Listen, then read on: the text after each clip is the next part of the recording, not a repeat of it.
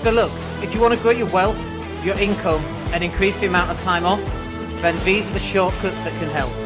Welcome to the Wealth Creation Podcast. Welcome, my name's Daniel Latto, and we're going to talk to you about property sourcing for beginners in today's session. If you've got a question, just pop it down below and we'll answer that question for you. Anything to do with property sourcing today. This is the Property Cash Flow Show. We go live at 12 every Wednesday in my mastermind group, and we're also on YouTube as well. So come and join us for that. Or you might be listening to the podcast. Thank you for listening to the podcast as well. So in today's session, let's talk to you about property sourcing for beginners. So first of all, property sourcing has the opportunity to help you make a lot of money. However, it's hard work. It's not easy. You don't just wake up one morning and go, do you know what? I'm going to be a property sourcer, and you start making money property sourcing. That's just not how it works. There is training that you need to go on. There is mindset issues that you need to resolve. You know, if you've done every single training course and you're still not making it a success, it's not the training that's causing the problem. It's your mindset. So you need to get that in place. But you also might have a great mindset, but you don't know how to do the steps, you know, the 5 different steps that you might need to implement, the different types of deals that you might want to do. And so we're going to answer some of those in this session. And like we say, if you've got any questions, stick them in a question box. Let me know your name as well, so I know who I'm talking to as well. That would be useful. I'm looking for my pen. I always need something to fiddle with, and I have found my pen. So property sourcing. Okay, so let's talk about what it is. Property sourcing is where you're acting as a middle person, as a broker, if you like, or even a estate agent, because effectively that's what you are. That's why there's so much compliance. You are literally acting as an estate agent, but you've niched down. So you're going out and finding people, not just people who want to sell the house, but people who want to sell their property because they've got one of 4 problems that's going on in their life right now. So the first one might be a debt problem. I'll give you all 4 so you know what they are. So you've got debt, divorce, departure, which is where you're emigrating, you're going away for a period of time, and then you've got death. So you've got debt, divorce, departure, and death. The 4 Ds, as we call them. So you're looking for people who are going through one of those 4 problems. Now, the traditional way that I found deals, and I think in the training, I think there's like, I don't know, 17 different ways. I forget how many different ways, I should check. But that's just one of many ways of finding deals. But we used to drop leaflets. And so, you know, I have the lettings agency in Leeds. We drop leaflets for the lettings agency. We drop leaflets for We Buy Houses for Cash. And then we also drop leaflets for dropping leaflets, because we ran a leaflet dropping company, which we no longer run because I live in Spain and that's not how we do things these days. But when we were first starting out, that's literally what we did. We dropped, you know, I think in one month, our biggest month ever, we dropped like 50,000 leaflets. And the beauty of dropping leaflets, by the way, is that I didn't drop the leaflets personally. We got other people to do it. And not only that, we actually made money on the leaflet dropping because we were dropping leaflets for other companies as well. And we talk about how to do that. It's in the paid training as to how we do that. We actually made money, not a lot of money, but we made money on dropping leaflets for other companies as well as dropping our own stuff. But our job is to go find people who've going through one of the 4 Ds: debt, divorce, departure, and death. So you've got to go find those kind of people, and that's not difficult. You've got to get yourself out into the marketplace. You've got to speak to a lot of people. Every so often I see people and I go, you know, show me your business card. And the business card doesn't say anything. And I'm like, why doesn't your business card talk about, you know, the fact that you can buy people's properties quickly? And they say things like, you know, I don't want anybody knowing. What do you mean you don't want anybody knowing? You want everybody to know what you do. Because if everybody knows what you do, I mean, I'll tell you a story. I remember going to a networking event when I was first getting into buying below market value and buying properties. And I did so much research. And 20 years ago, we didn't have Facebook, we didn't have YouTube, we didn't have coaches that could help, we didn't have training courses. You know, people still sending stuff out on CD and cassette 20 years ago. Do you know what I mean? We just didn't have access to this kind of thing. But I was at a networking event, and this is how much it stood out. 20 years on, I still remember being at this networking event, and I can still remember it was at the Slug and Lettuce in Leeds, by the way. And was a business card, and on the back of the guy's business card, it just said £500. And I remember saying to the guy, £500, what's this for? And he lit up because if this is what he was expecting, he lit up and he's like, that's how much money I'll pay you when you bring me a deal. And I never, ever forgot that. I don't remember who it was, by the way. Forgot that. But just that on the back of his business card. And when people go, no, I don't have business cards saying what I do, it reminds me of that story because I'm like, you're crazy. You're missing out on an opportunity for people to ask you what you do, or why is a £500 written on the back of your business card? And a great answer. That's how much money I'm going to give you on the first deal that you. It's like, oh my gosh, that's amazing. That's how much it stands out. So you've got to go out and get known as being a person. You've got to be visible in the marketplace as a person. That if someone's got a problem, you can go in and solve it. You're not the A team, but you are the property team. You have a guy that can go in and you're looking for people who are distressed because they've got a property problem. If you can go in and solve those property problems that other people are having, you're going to make a lot of money. But that's only one side of it, because remember, you have a broker in the middle. You've got the people on one side who they've got a problem. They need that problem solved. But then on the other side are the people that can actually buy those deals, okay? Because unless you're buying them yourself, you need to go and sell these deals on to somebody else. And so if you're a beginner and if you're first starting out on being a property sourcer, you need to go and find these two types of people. The first person who's got a problem, the 4Ds, that divorce, departure, and death. And then these other people who are out and looking for deals. Now, who are these people looking for deals? Like, who are they?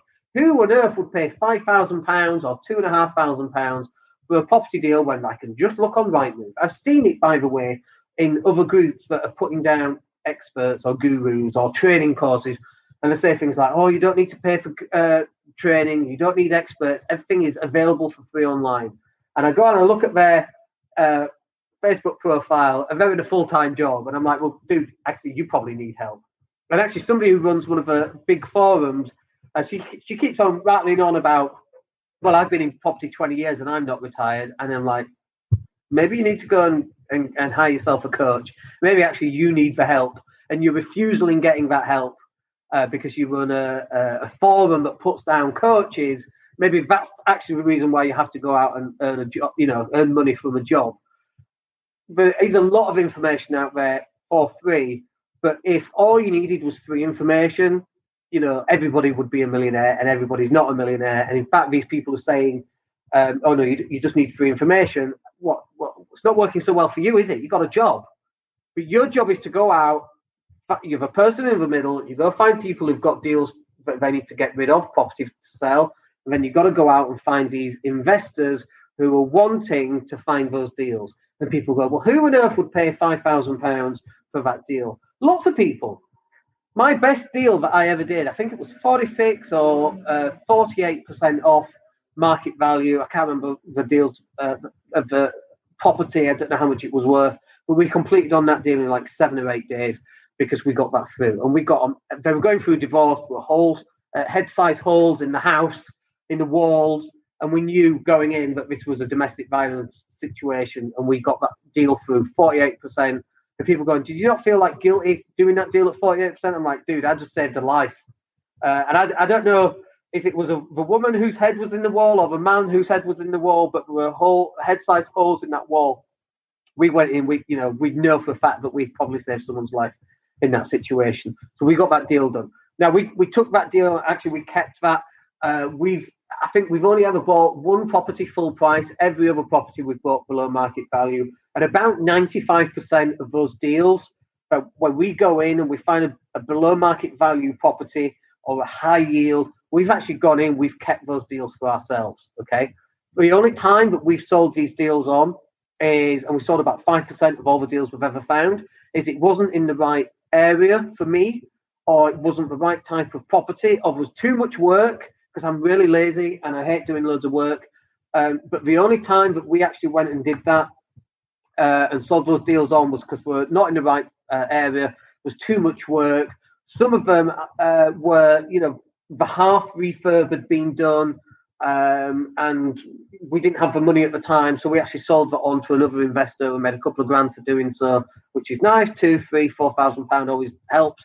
Imagine doing one of those every single month, we have to ask you how much better or easier would life be if you're converting one sale per month and doing one deal per month when you've got really low overheads. And it could be that you're still working, because I'm like, don't go be a full-time property sourcer. Why would you do that? Unless you really, really hate your job. And let's talk about that for a minute. So, I went from 15,000 to 100,000 pounds in 4 years flat through working for a living. And then I ended up working for a tier 1 computer company, and I absolutely hated it. I was 30 at the time. My hair was being pulled out because I was so stressed. I nearly had some bad accidents. And so the only reason I actually left that job was because it would have killed me, And I look back at that, and bear in mind, that was 17 years ago when I left that job. Goodness me. And it just, what's that time gone? But those 17 years, if I'd have stuck with that job, and I'm only 47 now, I'd have been doing £250,000, £500,000, somewhere between those two numbers on that job right now. I look at how much knowledge and how much better I am as an individual, and how much better salesperson and a more personable person. And, we would have killed it on that. But I would have been dead. I would have killed myself, I would have been dead because I couldn't have gone through that job and stayed in it. But if you're in a job that you don't mind and you can survive it, stay in that job for as long as you can, pay down your debt, use the money that you're finding and making through sourcing, and then get yourself into the situation where you're doing 3 or 4 or 5 or 10 deals a month and build a business around it. We don't want you to, you've done 2 deals and then you quit your job and then you've got another 5 months before your next deal comes in, because that's going to send you bust. We don't want you to do that. We want you to have this, be in a position where you are able to do a deal a month and then 2 deals a month and 3 deals and 4 deals and 5 deals. Even if it takes you 2 years or 3 years or 10 years, it doesn't matter. Stick with your existing job, unless it's killing you, unless you really hate it, unless it's making you incredibly depressed. You've got to stick with it, because I don't want you to have a bad month and then the whole house of cards come tumbling down and it ruins everything. Let me just grab a quick drink. If you've got a question, by the way, please put it in a question box. I'd love to answer any questions you've got. Just while I'm drinking that, let me put you to where so if you want the property sourcing training, it's £27. You can just sign up for that. Just grab another drink.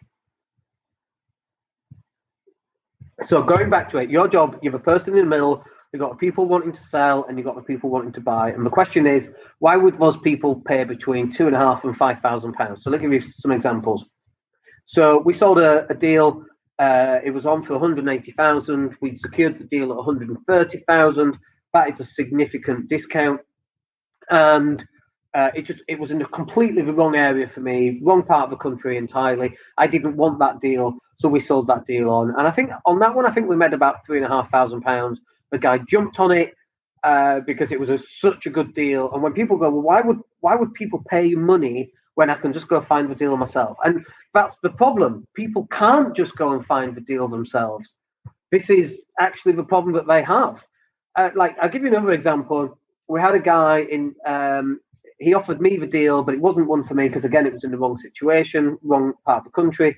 But this property, it was one of those where you literally put 30 grand in. I think it was 20 grand down for actually buying, and then another £2,000 or £3,000 for closing costs, and then another £6 or £7 for actually refurbing the place. But you could convert that. It wasn't in an Article 4 area, so you could convert that to a HMO. So a deal like that is literally you put £30,000 in, and it will pay you £1,000 a month for the rest of your life. So people go, well, how do you find deals like that? And this guy found this deal on Rightmove. And I've seen people in forums, by the way, going, that is a shocking strategy for finding deals. How can you find deals on Rightmove when I can just go on Rightmove and buy them myself? You can, but have you? No. Because why? You haven't got the time. You don't know what you're looking for. People need these deals to be just brought up and presented to them in an easy fashion. I didn't know about this deal. I got offered it. It wasn't for me because it was in the wrong location. But if that deal would have been in Leeds, I would have bought that deal. It was £30,000 down. And if you're an investor, by the way, an investor, £30,000 sounds like a lot of money, but it's £3,000 a month for the next 10 months. If you're looking for deals like that, you can get into deals like that, okay? Because you just got to save £3,000 for the next 10 months. And people are like, well, how do I do that? So it's 10 clients at £300 a month. This is in your money matrix. We've done lots of videos on that. Excuse me. So you've got to be thinking more out of the box. And how are people going to or want to buy these deals from you? People want to buy all sorts of things. And those people are going, you shouldn't be finding deals on Rightmove. Of course you should. Why wouldn't you? And you can sell those. If you live in Leeds and you're on Rightmove and you're looking at deals like that in Leeds, and you've got a client in London who's a doctor and on 200 grand a year, and he's got £50,000 sat in a bank account, he'll buy 2 of those. Because for high cash flowing, £30,000 in, £1,000 a month for life, profit that is, for the rest of their life, okay? Why would an investor not want to buy that? Of course they'll want to buy that. It's a great bloody deal. Why would you not want to buy into high yield investments? And those people, by the way, go, oh, no. Nobody wants to buy that deal. They're the people who are not successful in life. I hate to say it. I say I hate to say it. I don't hate saying it at all. Just something that you say to make people who do say it feel better. I don't mind people saying that at all. But you can tell those people who are successful and you can tell those people who are unsuccessful. Because the people who are successful would not poo-poo that idea. Okay, it's only people who are unsuccessful that would poo-poo that idea. Robert Kiyosaki would call them losers. He calls savers losers. Investors are winners, and I kind of agree with him. His language is a little bit more confrontational than I might use, depending on the day of the week, frankly. But there's a saying that goes around: people who are putting you down. There's nobody doing better than you that puts you down. It's only people doing worse than you are. Why would someone buy that deal when I can find it on Rightmove? Yeah, you're absolutely right. Don't bother doing a deal like that. Off you go. I'll do the deal and I'll sell it on to somebody else and make £2,000 to £3,000 on a deal like that. And people talk about property sourcing. I just want rent to rent, or I just want lease options. I don't want below market value. I don't want high yield because I can't afford to close them. Well, great. Don't you close them? You sell them on to other people.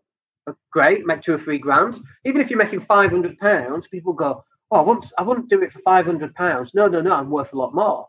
But how many deals have you done? None. How many deals have you tried to do? 10. Right, knock a £500 deal through, get it across the door, learn how to get a deal across the door, and your next deal you can make £3,000. And we meet people like this. They refuse to drop their prices. Well, I'm worth a lot more. Well, no, you're not. Not if you haven't got a deal across the line. You ain't worth anything financially. Get your deal across the line, get the experience in getting that deal done, and then you can do your £1,500, your £2,500, your £5,000 for getting deals. You should never be poo-pooing other people's ideas about finding deals, especially if they're finding deals and you haven't. We found deals in all sorts of ways. We had a guy who had a property in Scotland, and we don't understand the Scottish market, okay? So we didn't do anything in Scotland. We just let the deal go. We didn't even negotiate with the guy. I just wasn't interested at all, okay? Because I just don't understand Scotland. I don't understand the laws and the legal system up there. But we had a guy who took one of our leaflets. He took it with him from Leeds. He was in a city centre flat, and he took it with him. And about 12 months after we dropped that specific leaflet, he phoned us up. 12 months after. Excuse me. So it's like, why would you drop leaflets, and why would someone wait 12 months? Well, he kept it because he was going through financial difficulty, but he didn't know if he'd need it at the time. And 12 months later, he built up courage or whatever it was, and he then came through and actually, wanted help. We passed him on to somebody else. We just wanted to help the guy. We weren't interested in making money because it wasn't one that was in my remit, and it was in Scotland, and I don't understand the law, so we just passed it on to somebody else. But you can drop leaflets and do deals 6 months later, and people get this and go, I've dropped 20,000 leaflets, I've not had anything. It's like, that's okay, don't worry about it. Relax a little bit more. Go drop another 80,000. Well, like, what's going to happen? Are you going to, leaflets don't work. Well, we know that leaflets do work. What are you going to do? Are you just going to do nothing now for the next 12 months? Or are you just going to keep going and keep going and keep going? Because this is the bit that makes people successful. Successful people keep going until they get successful. Unsuccessful people, they keep going until they get tired or until they don't get results. There's a big difference between the two. And we get people and they go on a training course, and we get some people who are wildly successful because we've gone on the training, they've implemented it. And then we get people, honestly, they buy the training, they don't even open the training course up. Or we get people and they're 27% of the way through. We can check, by the way, how far people are through. Just like on YouTube, we can check. Nobody gets to an end of a YouTube video, by the way, right? It's very rare for that to happen, unless you're purposely saving something to the end and you're telling people, in which case we'll skip to the end anyway. So we know this. People haven't got that length of time to stay with them. Like I'm talking now, people are not staying to the end. I get that. Totally get it. But we also know that you dropping leaflets and you putting this content out there, people are going to pick it up. And they might not do something with it immediately, but they'll do something with it at some point in the future.